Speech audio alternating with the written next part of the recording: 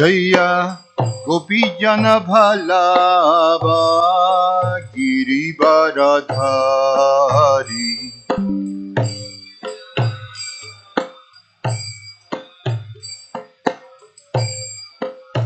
Jashoda Nandana Braja Jana Ranjana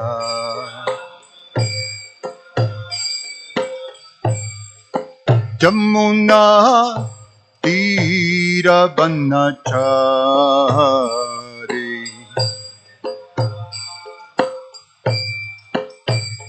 Jaya Radha Madhava Kunja Bihari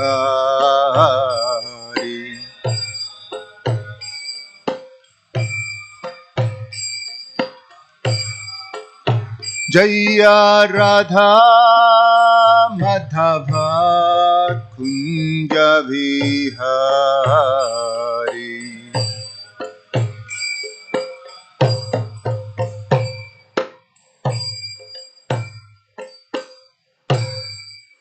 Jayam Vishnupat Paramahansa Parivrajagacharya Ashtottara Sutta Srimad His Divine Grace A.C. Bhaktivedanta Swami Srila Prabhupada Ki Ananta Koti Vaishnava Vrinda Ki Grantara Shrimad Bhagavatam Ki Nitai Gaura Premanandi. Oh, glories to the assembled devotees, oh, glories to the assembled devotees, oh, glories to the assembled devotees, oh, glories to Shishiguru and Shiguranga.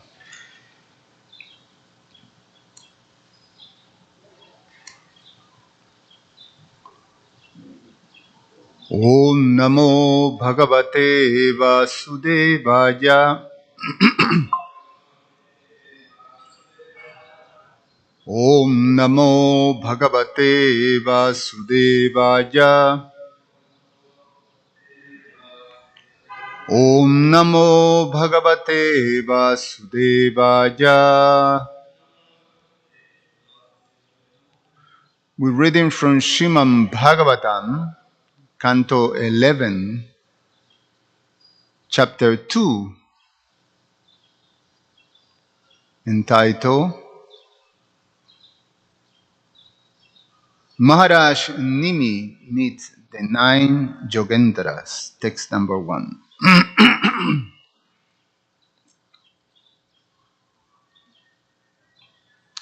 Sri Sukauvacha Govinda Bhuja Guptayam Dwarabatyam Kurudvaja Avatsinarado Vikshnam Krishnopashana Lalasa Sri Sukauvacha Govinda Bhuja Guptayam Dwaravatyam Kurudvaha Avatsinarado Bhiksham Krishnopashana Lalasa Sri Sukauvacha Govinda Bhuja Guptayam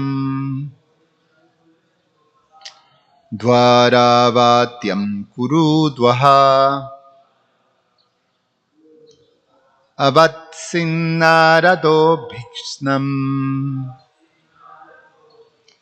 Krishnopashana Lalasa. Please chant.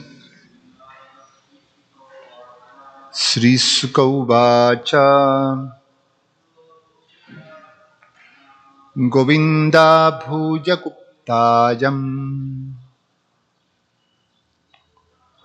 Dwaravatyam Kurudvaha Avatsinarado Bhikshnam Krishnopashana Lalasa.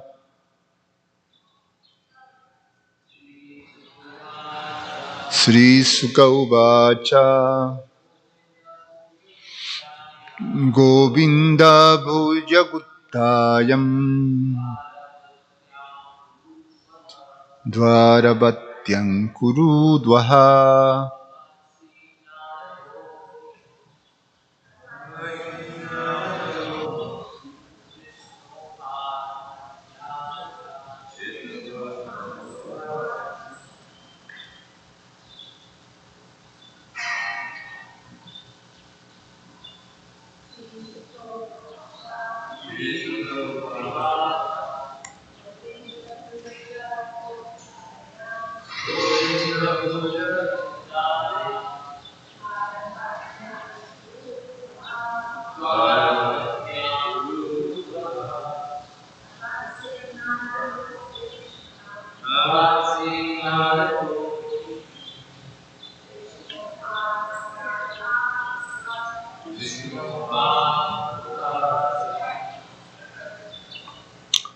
Sri Sukha Uvacha.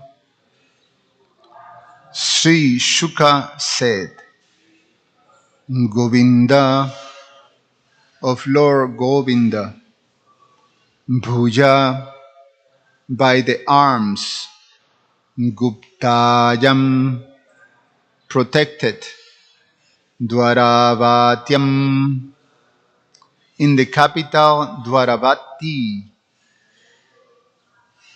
Kuru Udwaha, O best of the Kurus, Avatsit, dwell, Naradaha, Narada Muni, Abhikshnam, constantly, Krishna Upashana, to engage in the worship of Krishna, Lalasaha, who have great eagerness. Translation and purport by the disciples of His Divine Grace A.C. Bhaktivedanta Swami, Srila Prabhupada Ki Jai. Sri Sukadev Goswami said, eager to engage in the worship of Lord Krishna, O best of the Kurus, Narada Muni stayed for some time in Dwarka, which was always protected by the arms of Govinda. Purport. In the second chapter of this canto, Bhagavad Dharma, or pure devotional service to Krishna, is explained by Narada Muni to Vasudeva, who had inquired with devotion. Narada Muni cites a conversation between King Nimi and the Jayanteyas.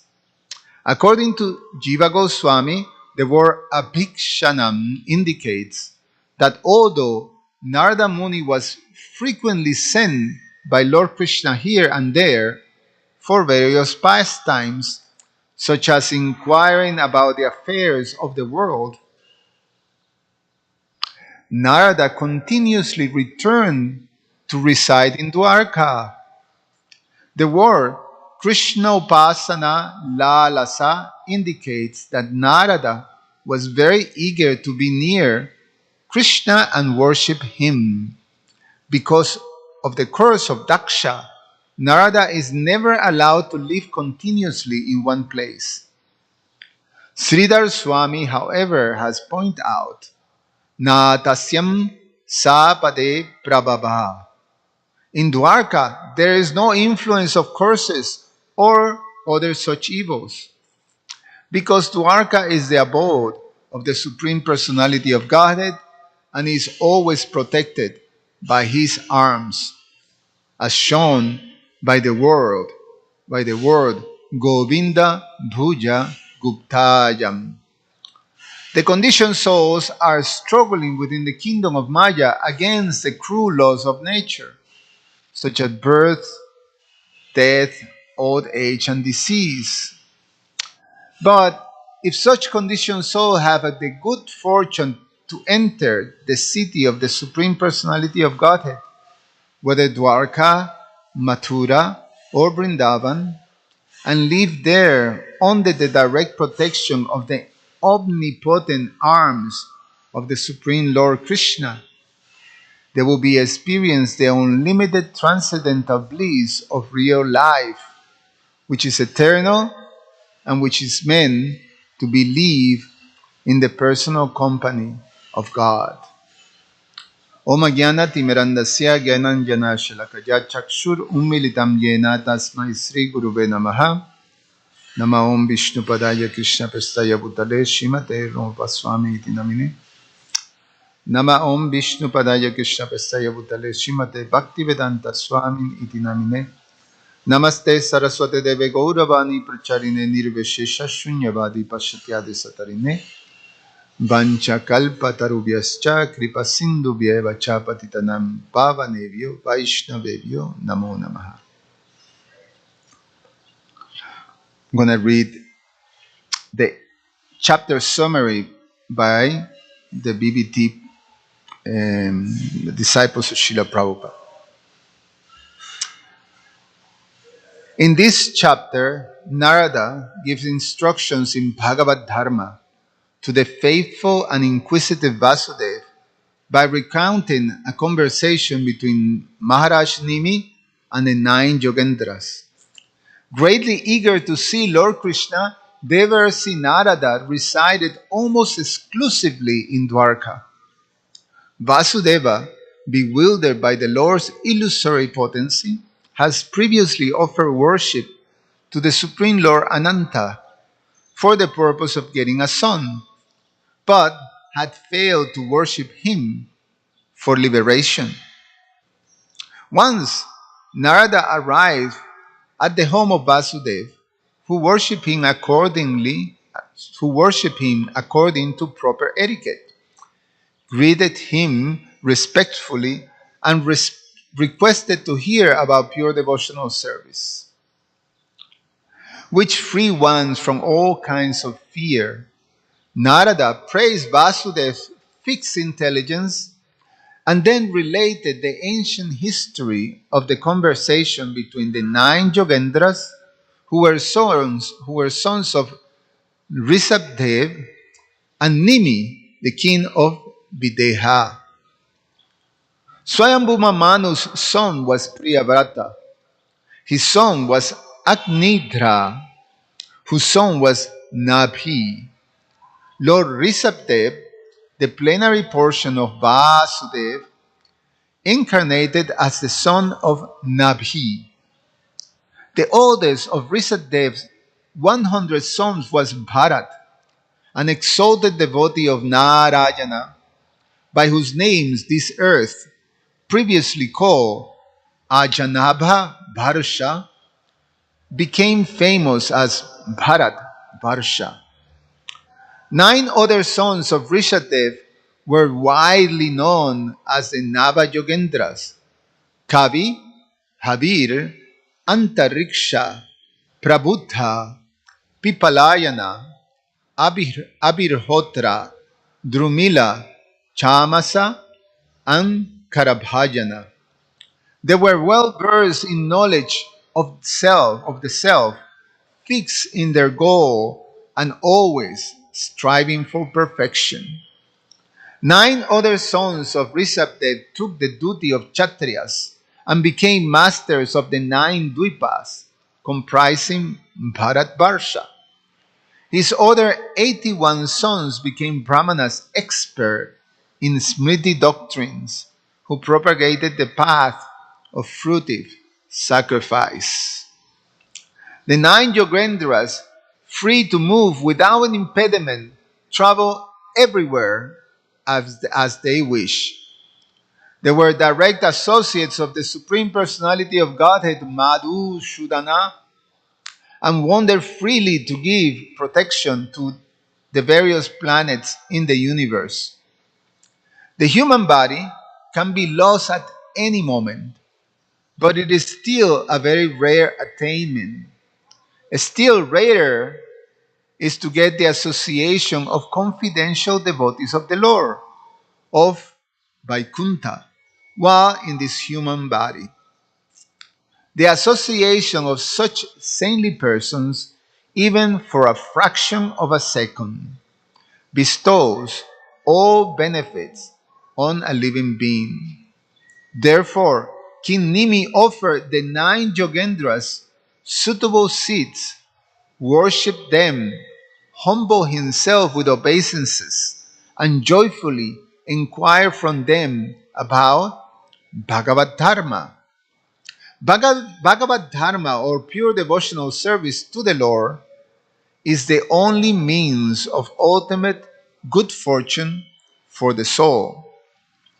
The Supreme Lord, being pleased by such service, offered his own self to the devotee. In answer to the king's question, one of the 9 Yogendras, Kavi, spoke as follows, quote, "Those means of advancements which are described by the personality of Godhead himself, and which enable even foolish persons easily to achieve perfect self-realization, are called Bhagavad Dharma. This Bhagavad Dharma manifests as service to the lotus feet of the infallible Supreme Lord, eradicates all fear for the living being. By abiding in Bhagavad Dharma, one will never stumble or fall. Even while running with both eyes closed, whatever one does with his body, mind, words, intelligence, consciousness, senses, and natural proclivities should all be offered to Lord Narayana. Living entities averse to the Lord's lotus feet come under the control of the Lord's illusory energy, Maya.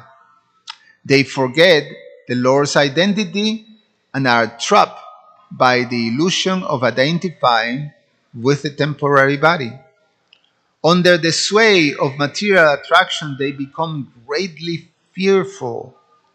Thus, the best thing for them is to surrender their very life energy to a qualified guru and execute worship of the Supreme Lord, the absolute controller of Maya, with pure devotion.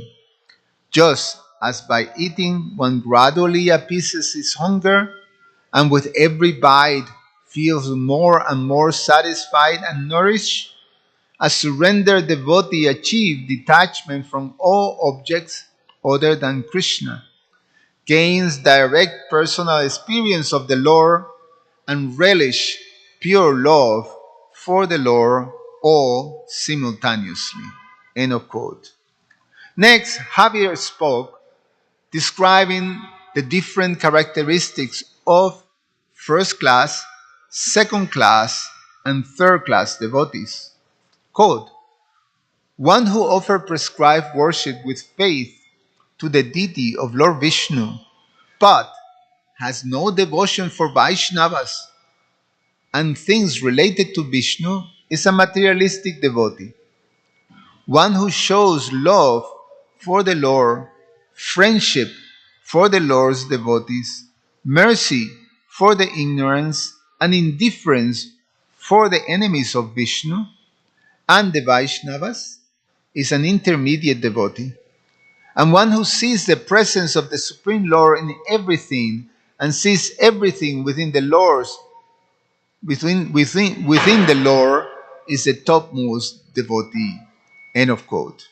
The first class devotee are described in 8 verses, which conclude by stating that the first class devotee keeps the Supreme Lord perpetually fastened to his own heart with ropes of affection. Lord Hari never leaves the heart of such a devotee.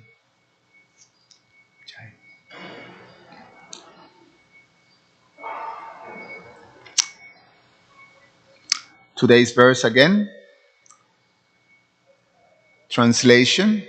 Sri Sukadev Goswami said, eager to engage in the worship of Lord Krishna, O best of the Kurus, Narada Muni stayed for some time in Dwarka, which is always protected by the arms of Govinda.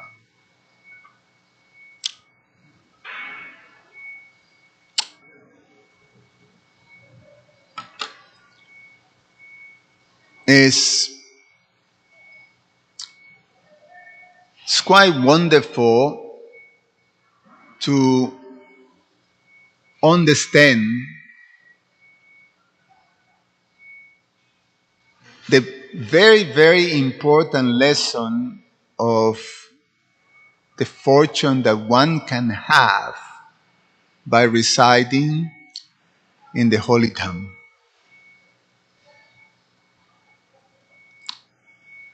It is explained by Srila Rupa Goswami that there are 64 items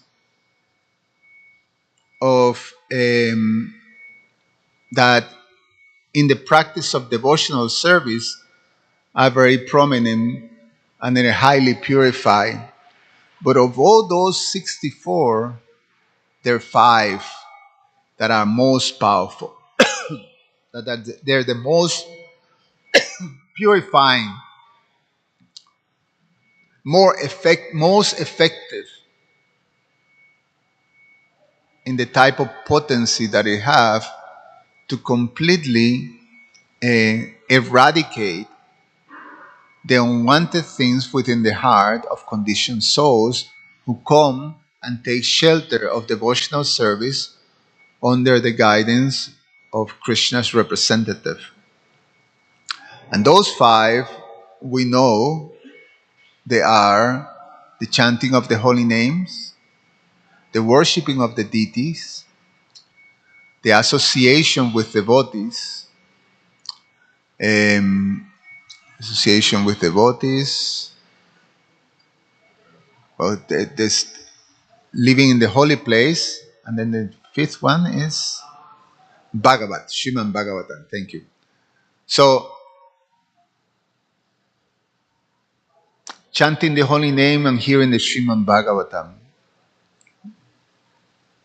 worshipping the deities, association with devotees of the Lord, and residing in the holy place, in the holy Dham.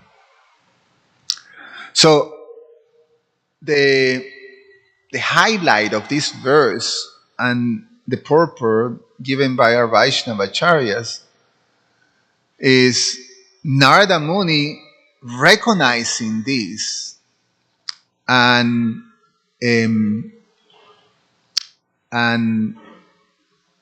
actually taking shelter, full shelter in the holy Dham of Dwarka, which is the place of residence of the Supreme Personality of Godhead. So, one of the things to understand, I mean, there's so many. There's many books written on the power of the Holy Dham. But one of the things to understand of why one would like to take shelter of the Holy Dham, besides of being the places in which Krishna performed his passion, but in the places which Krishna resides, is that one wants to be close to Krishna. This phrase of Krishna Upasana, Lalasa, is very relevant in the understanding the teachings of this particular verse.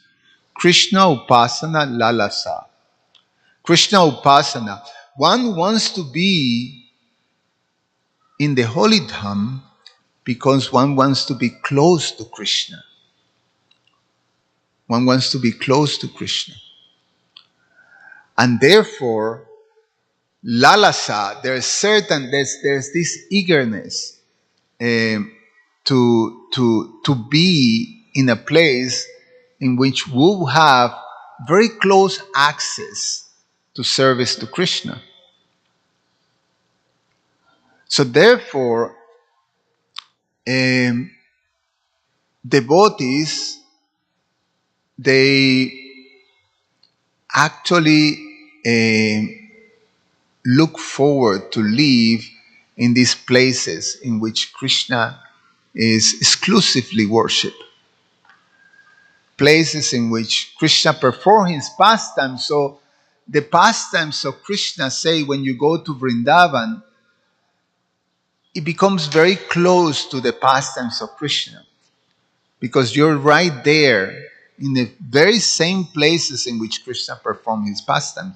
So when one visits Vrindavan and is able to go to the different places, you can go to Keshigat, you can go to Kaliyagat, you can go to Govardhan, you can go to different Barshana, you can go to the Jamuna. All these places are there in which Krishna performed his pastimes, and the narrations of those pastimes are alive there. They're constantly being glorified.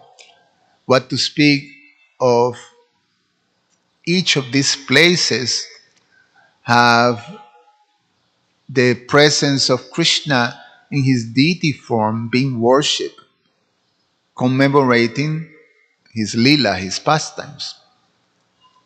So when you go to these different places of pastimes, then you see all the deities of Krishna. If you go to Kaliyagat, right in the place, you see the tree that Krishna used to jump into the Jamuna to chastise Kaliya. The tree is still there.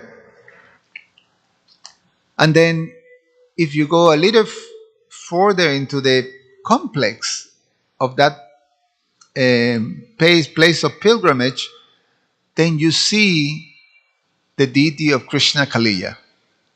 A very beautiful deity of Krishna dancing on the hoods of Kaliya. This is Kaliya Krishna. If you go to Govardhan, you see Krishna being worshipped, the form of Hari that he assumes. If you go to the town of Govardhan and you walk a little bit and you go to this place and you see the beautiful deity of Hari lifting Govardhan hill, a very, very beautiful deity. So you can see all this. You become very close to Krishna. So the idea is that we go to the holy places and we reside in the holy places. Devotees want to reside in the holy places because you're very near to Krishna. And when you're very near to Krishna, you can offer that service. So there is a lot of eagerness, enthusiasm to do that. So there's another thing that is very wonderful in this narration that is highlighted, that one of the very significant characteristics of the holy dham is that the evils of material energy, they cannot enter there. They're fully protected, because it say that because the holy dham is fully protected by the arms of Lord Govinda, then there is no evil that can take place there. Evil gets immediately wiped out. Now we see the demons entering Vrindavan, immediately gets, Krishna eliminates them. And in this case, even curses. We have the situation that Narada Rishi, he was cursed by Daksha. This situation happens when Narada, he converted the 10,000 sons of Daksha. Twice he did the same thing. he converted them into brahmacharis and renouncers, and that really infuriated Daksha, that he was counted on those sons, those 10,000 sons, to assist him in his service of populating the whole universe, and Narada convert them into Naishtika brahmacharis. So the first time, Daksha was very upset, but he got another 10,000 sons and he sent them to prepare. And then Narada did the same thing with those 10,000 sons. So then Daksha cursed Narada Muni. He insulted him again, and he cursed him that he cannot stay in any place for only for the time that it takes to milk a cow and being able to, receive some milk prasadam. So he cannot stay in any place just for a moment. So he cannot live in any place. He have to be constantly traveling. So Narada Muni was okay, was happy with that. But going to Dwarka, he was able to there was this special arrangement that the curse doesn't have effect in Dwarka. So he actually can stay and live in Dwarka, and he constantly, that was his place. That was his place of residence. He will always come, it is said here, that will constantly come back to Dwarka to reside. And why? Well, because he was eager to serve and worship Krishna. That's the situation. So, Narada Muni was fully protected by the Lord, and so this is also explained in this verse, that he will frequently return with great eagerness, and this eagerness becomes the key for being able to stay in a holy place, the place of residence of the Lord. The word is lalasa, eagerness. And Srila Rupa Goswami emphasized this in his teachings, not only in the nectar of instruction, in the nectar of devotion, but he also recites a very famous, this is quoted during the conversations of Lord Chaitanya and Ramananda Roy, in which Ramananda Roy quotes one famous verse of Rupa Goswami, Srila Rupa Goswami, that he wrote in the Padyavali. And the verse goes like this: Krishna Bhakti Rasa Bhavita Mati Kriyatam Yadi Kuto Pilhabhyate, then Tatra Laulyan Api Mulyam Ekalam. So,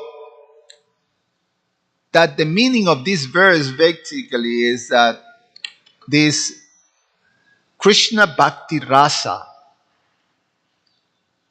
is to obtain this taste for Krishna Bhakti. Whatever it takes, one have to purchase. Whatever it costs. Whatever it costs. Whatever you have to do, one has somehow or other to find means to actually obtain it. And then he says, Srila Rupa Goswami says this, Tatra Laulyam, that there's only one price, or only, the only, how you say, how, you know, the only thing that you can use to purchase this Krishna Bhakti Rasa is Laulyam. The only thing, this is what Srila Rupa Goswami say, the only currency that you can use to purchase Krishna Bhakti Rasa is Laulyam. Laulyam means eagerness.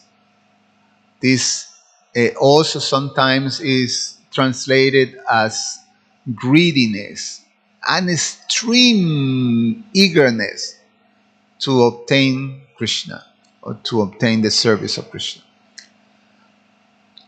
So this enthusiasm, this eagerness is very, very, very important and so significant. The only currency, so we can think about it, you know, sometimes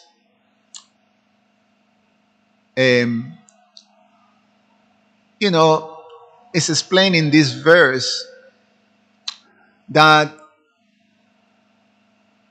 in the material world, we are attacked by these threefold miseries of life. As long as we are conditioned by material nature and we identify with the material body, we have to confront them. We have to be. We have to face these three miseries of life. The miseries Adi Admika, Adi Bhautika, and Adi Devaka. Adi Devaka, Adi Daivaka. So it's very difficult to navigate the material world. The only way that we find that the devotees, we have this great fortune that when we are under the shelter of the bona fide spiritual master and performing service to the Supreme Personality of Godhead, and we take that shelter, and there is certain eagerness and enthusiasm when we are on that protection, on that shelter, then we're fully protected. We actually are in the place that is called the Holy Dham. The spiritual master engages you in the service of Krishna. When we recite the Guru Astakam in the morning, there are several things by which we gratefully glorify our spiritual master. He not only extinguishes the fire of material condition, so he helps us by the mercy that is like showers, you know, or rain that falls into a fire and extinguishes this material condition. But he also gives us the chanting of the holy names, and he gives us the service of kirtan, of bhajana kriya, to chant the holy names. He also gives us the service of the deities.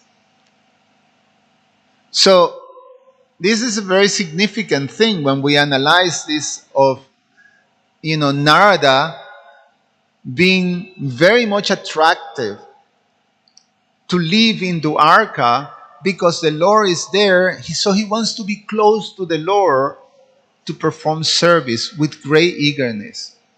So, in a similar manner, we disciples of the bona fide representative of Krishna are engaged in the service of Krishna in his deity form.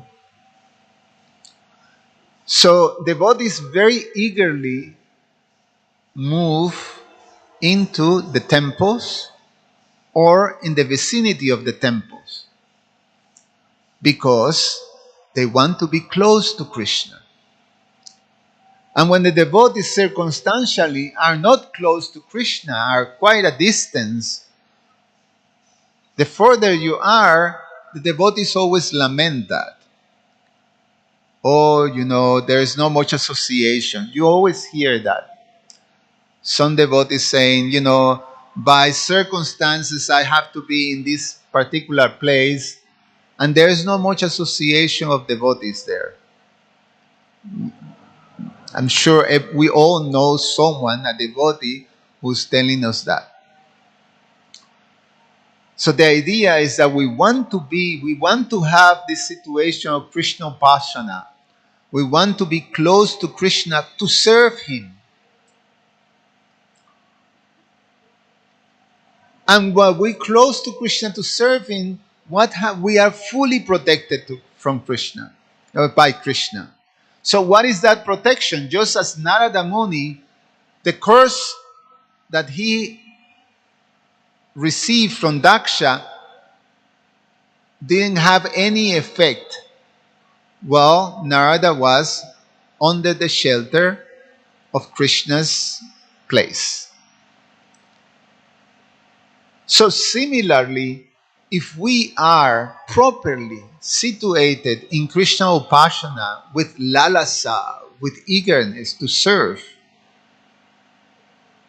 in Krishna's place, like this temple is not different than Dwarka, is not different than Vrindavan, is not different than Jagannath Puri or Mayapur, because the Lord resides here.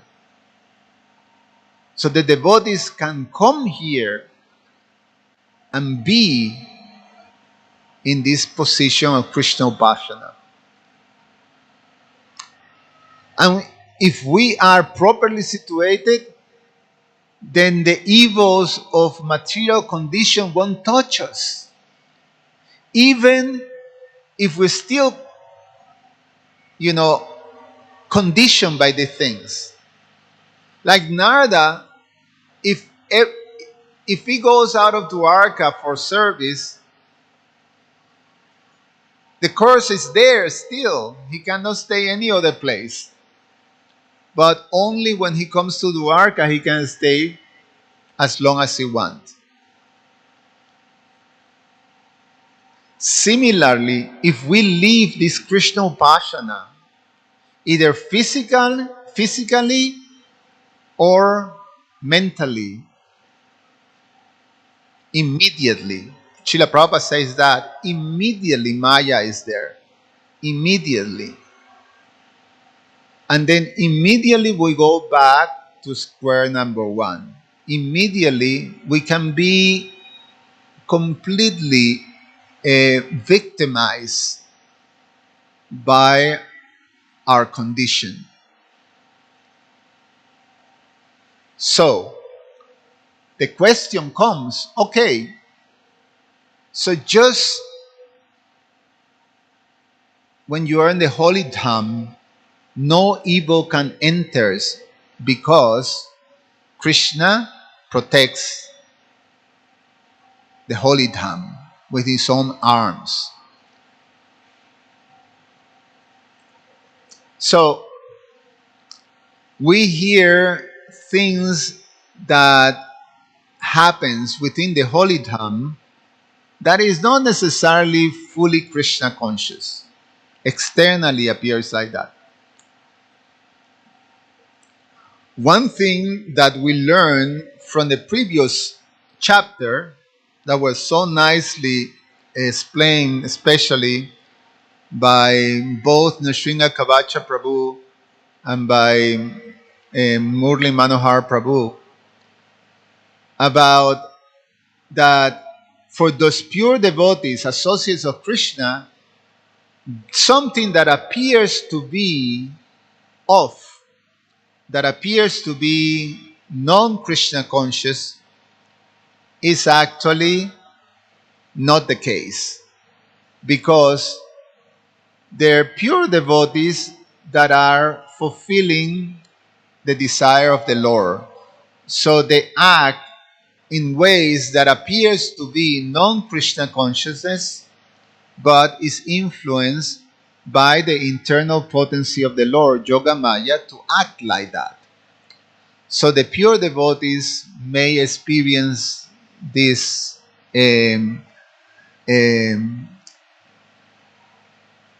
apparently falls downs from the transcendental position, but it's not the case. However,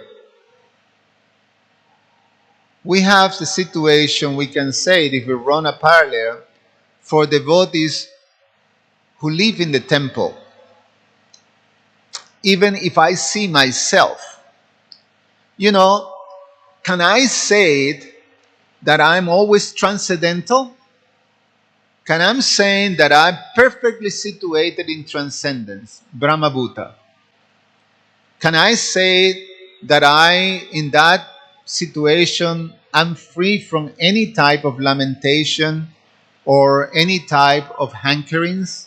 Can I say that I can see everyone, not just people that I like, but people that I dislike, and even people that are evil? Can I see them all equally? Shama Darshana? Particularly, I can say that no, myself, I'm not in that position. I have to recognize that at times I become bewildered by material circumstances, and I can sway to hankerings and lamentations like that. I can still have to grapple with the material conditioning and the evils of having to be afflicted by the three miseries of life. Sometimes I'm completely miserable by the treatment of other living entities, out there, materialistic people. Even in our circle of devotees, sometimes I'm quite upset about the dealings among devotees, like that. So I'm still afflicted. So how is that I'm still afflicted when I'm living here in a place that is the holy town? How is it? How is it that, is it Krishna supposed to protect me from the evils of material condition?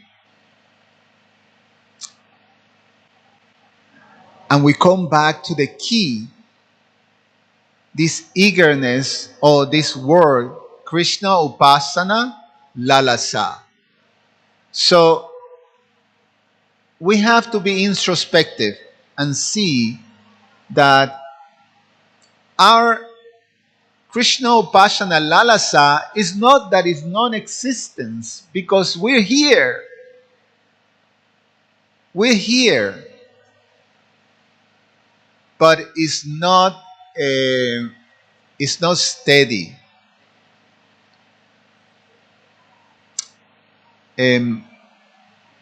Our bhakti is flickering. It goes like this, up and down. So the term that Srila Vishwanath Chakravarti Thakur uses is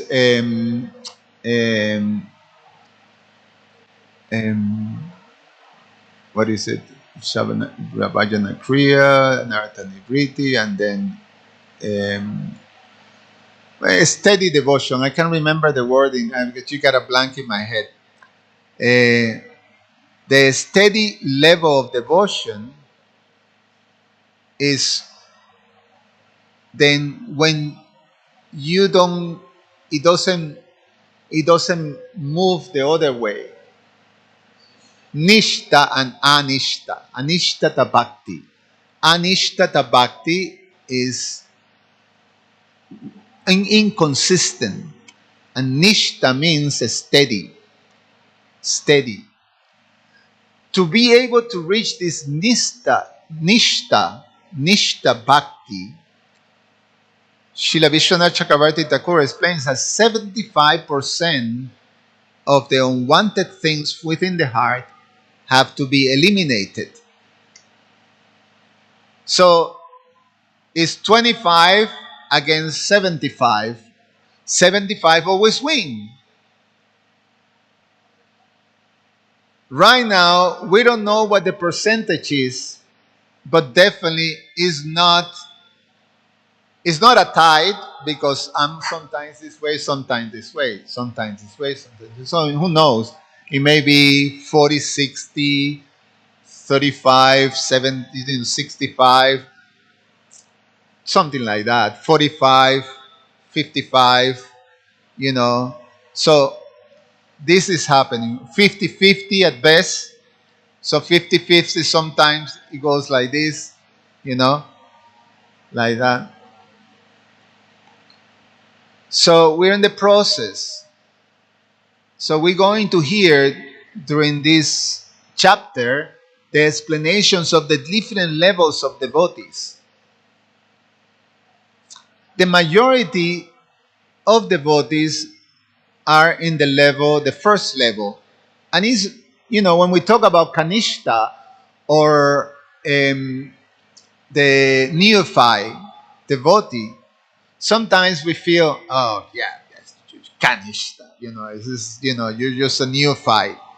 Yeah, neophyte. It's like not very, you know, it's not a nice, it doesn't sound nice. It sounds like, you know, not good, not good enough type of thing.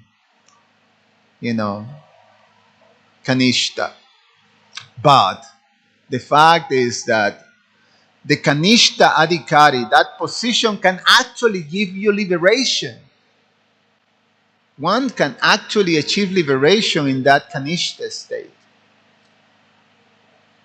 But for us, Gaudiya Vaishnavas, liberation is not good enough.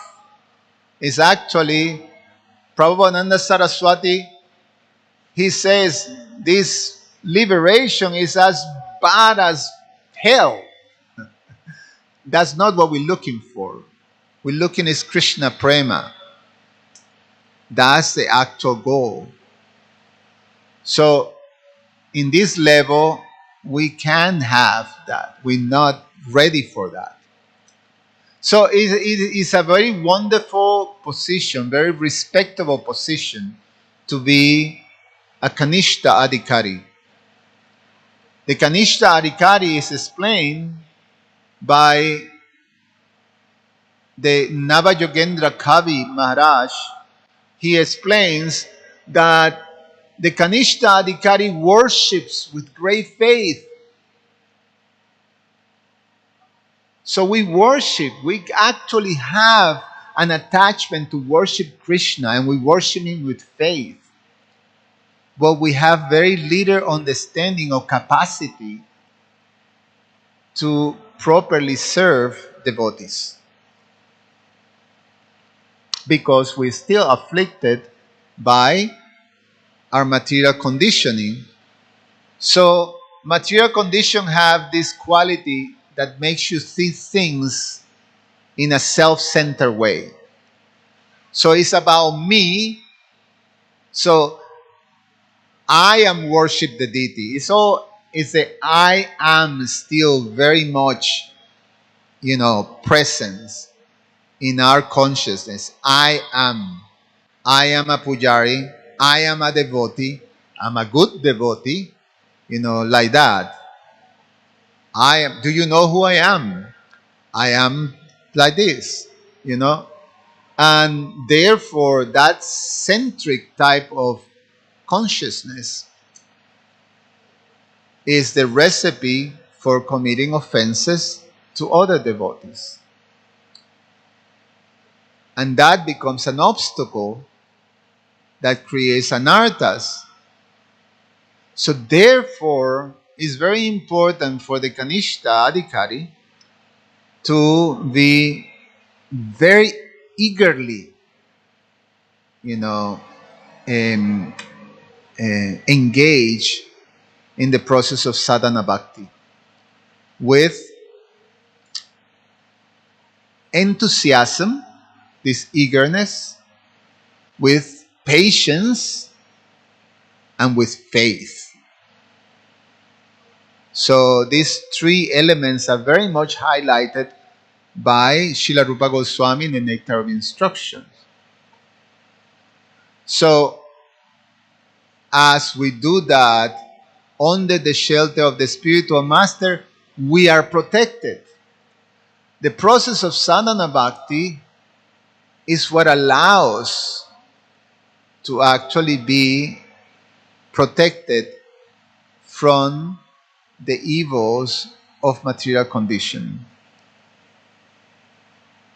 As soon as we lacked on the process, as soon as we become loose on the process, then Maya goes there. So then that's what we experience. Every time I experience some anxiety, every time I experience some negative emotion, every time I'm experiencing some attachment, every time I'm experiencing any of these things, it means that my Krishna Upasana Lalasa is not strong at that moment. Every time I experience this eagerness, happiness, full engagement, enthusiasm, very positive about my devotional service, that means that I'm doing, what I'm supposed to do. So we're going like this. But it is something that is expected. It's what is supposed to happen as you go through the process of purification. And as we go, how you say, there's a sign. In music, it's a sound wave. The sound wave becomes like that. So it's becoming shorter and shorter until it's able to be steady. So that's the idea. So it's important for us devotees to understand. And I'm going to end with this. The ashram, these places, the temples, is a residence of the Lord. It's a holy dham. When we come to the temples to live, is to be able to be close to Krishna and to serve Him, and to be able to be in the association of devotees and perform devotional service on that association. But these places, Prabhupada established their ashrams. It's the places when we're able to follow or to be educated by the spiritual master in the process of devotional service. And it's so important and relevant to have the ashram experience that in Vedic times, the ashram experience was something that was a must for all people. Not only man or brahmacharis, but actually man and woman. I mean, traditionally, man will live in the temples, in the ashrams. But we see narrations in which the great sages will have their ashrams and they're married, and there were also quarters for the ladies and for the children. We see we see it in the narrations like that. So the ashrams means places of education, of training. We are being trained on how to properly execute devotional service to the Lord. And with that type of understanding and education, we remain very enthusiastic. There's nothing that kills enthusiasm like not knowing what you do or being whimsical, because it becomes very frustrated when you face yourself that you're not getting results. So the ashrams are meant for that type of education. So it was a must. When Srila Prabhupada established the temples, it was a must for all devotees to experience the ashram. In the ashram, we all were trained. That is something that it has to be revived again in our Krishna conscious movement, because we see in a tendency that this ashram experience is being replaced by training in bhakti brikshas and home programs. It's very good that that's there, but the experience of an ashram is irreplaceable. So in the ashram, we become trained. We become trained in the principles of Brahminical principles, in the principles of deity worship, in the principle of how to teach the philosophy, how to live simply, how to have renunciation, all these things you learn in the ashram. How to work with others in cooperation is the biggest thing. That's how back in time we were trained in the ashrams. And for those who were responsible to facilitate or organize or administrate temples, that was the main thing. The temples are places of education. And what is the significant thing of that? That when you get this education, you prepare the devotees, because the majority of the devotees who are being trained in the temples as brahmacharis and brahmacharinis, they will get married. But now with that training, you can actually quite easily move towards establishing an ashram in your home, the Grihastha ashram, with the exact same principles of the temple ashrams. The same principles apply. So then you have this very expansive taking shelter of the Lord and being situated in any place in Krishna Upasana with Lakshana. So it's very, very wonderful. Any comments or questions?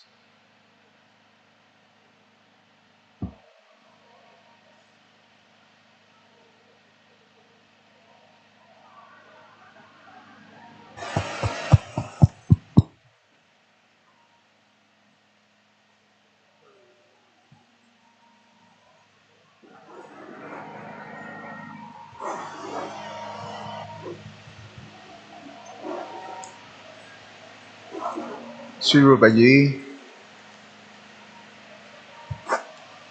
Hare Krishna, Prabhu.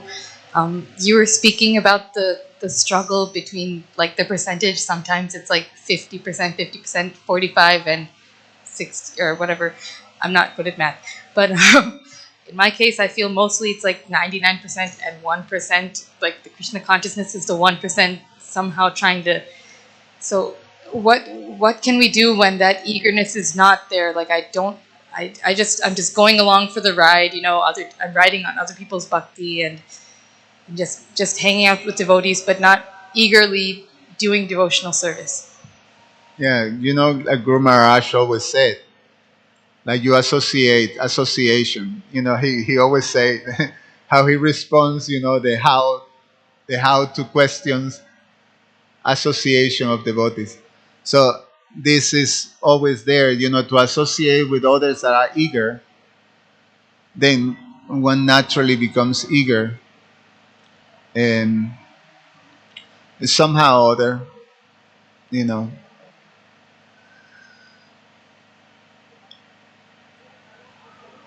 sometimes we have to, um,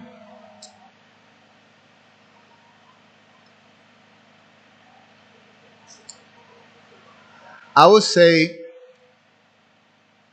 it's so important for responsible devotees to create a facility for most of us who are struggling with this toggle war, to facilitate Sangha, to facilitate a place that is welcoming, that is nourishing, that is engaging, and to facilitate these type of things in a way that is very much focused on the devotees. Because sometimes we do things ritualistically, and it really doesn't fully nourish the heart. The rituals are very good, but if you do rituals without connecting, without the heart being there, and for the heart to be there, you either have to be, an spontaneous devotee. So if I do a ritual, say the gopis doing the ritual to Katayani, their heart was flowing with purpose, the purpose to be Krishna Bhasana Lalasa, to be close to Krishna and to serve him with love. So if I'm not in that position, I really need a loving Sangha of devotees to facilitate that. And a loving Sangha of devotees is not exclusive, it's inclusive. If we have something that is exclusive, then you're going to have sometimes the pressure that you have to belong, and it becomes exacerbates the struggles that many of us have. I don't know if I'm, making sense of this, but, it's something that I think a lot. That in one sense, we have to create a very inclusive, nourishing space of Sangha. And for being able to do that, we need to have a very strong sort of effort to follow the proper etiquette, to apply Vaishnava etiquette. And when we talk about Vaishnava etiquette, you have these very prominent elements of humility, respect, tolerance, and service. Service without the curbing our false ego in one sense. So that force allowed inclusivity, because even if you're not like me, if I have respect, and with respect, I can appreciate the devotion that you also have. And that creates a space that everybody feels that belongs. When we have a space that is exclusive, that is only for a group of people and not for everybody, then you're always going to have that pressure, that underlying thing that is there, that you can be out also. You cannot cut it. Something that changed in your life. You have a child, and now you have to pay attention to your child, and you don't have the same space to do the things that were required for the exclusive, club. Then you're out. So there's always that anxiety. So I think that's something that we ought to do. So now, what can I do? I'm just a small devotee. I'm not a leader. I'm not, a big this or that, but I can put my grain. It's like when we come all together, and even if we do something like that, a small sample, like Guru Maharaj told me once this, you make a small sample of something that is, what's the word that he used? Uh, Functional. A small sample of functionality, functional. That is something in which what we want, what we would like to have, a loving Sangha that is inclusive to all, do it in a small way that is functional and not dysfunctional. So we can do things like that, and be very introspective. That's something that I'm thinking a lot myself because I have that struggle too. And I'm in the middle of that battle of thing. And I think I will stop here because it's time for the Arctic now. Thank you so much for your attention. Grantara Srimad Bhagavatam ki jai.